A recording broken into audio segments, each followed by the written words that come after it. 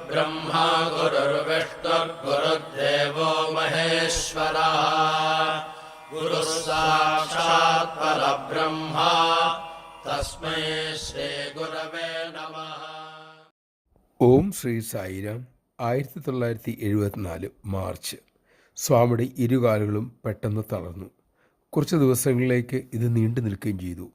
ഭഗവാൻ കാലുകൾ വലിച്ചിഴച്ച് ബാത്റൂമിൽ പോകുന്ന രംഗം ഭക്തന്മാരുടെ ഹൃദയത്തെ നുറുക്കുന്നതായിരുന്നു. ഒരു ദിവസം ജലം വാങ്ങി അത് തീർത്ഥമാക്കി സ്വന്തം കാലിൽ തെളിച്ച് ഭഗവാൻ ആ രോഗത്തെ അകറ്റുകയും ചെയ്തു. ഈ കാലയളവിൽ വി കെ ഗോഖക് അമേരിക്കയിലെ ഒജായിയിൽ ഒരു സായി ഭജനയിൽ പങ്കെടുക്കുന്നുണ്ടായിരുന്നു.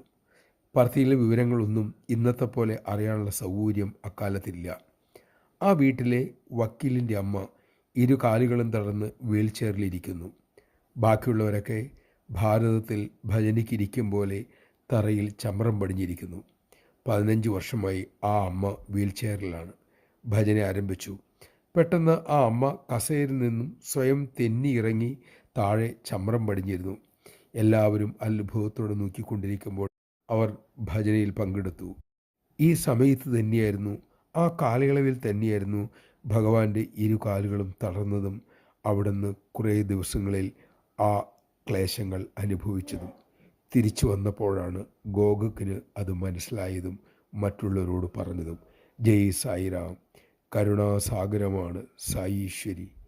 ഭക്തർക്ക് വേണ്ടി അവരുടെ പ്രാരബ്ധങ്ങൾ ആ കരുണാമൂർത്തി സന്തോഷത്തോടെ ഏറ്റെടുക്കുന്നു.